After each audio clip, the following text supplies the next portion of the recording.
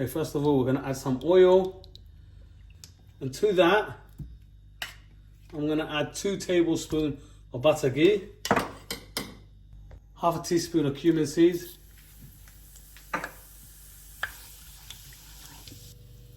now we're gonna add the chicken. This is 1 kilo drumstick, 2 teaspoons of salt.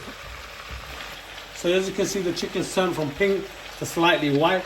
We're gonna add 1 tablespoon of ginger, 1 tablespoon of garlic.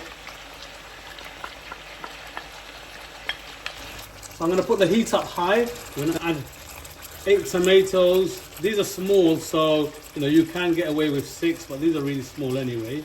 I'm going to cover this up for about 15 minutes, but make sure to come back every 5 minutes to give it a good mix. So it's been about 5 minutes. Let's check this out.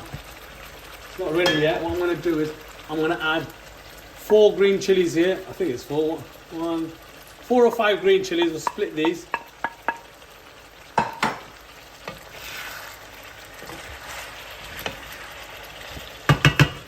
Cover it back up. Okay, so it's been a good 15 minutes. I'm just going to take the skin off the tomato.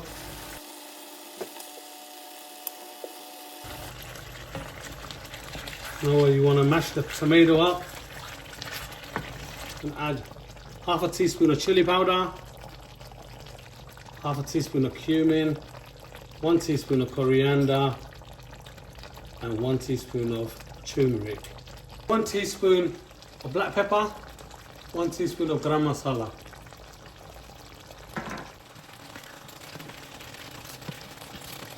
We're going to put the lid back on and let that cook for about 30 minutes.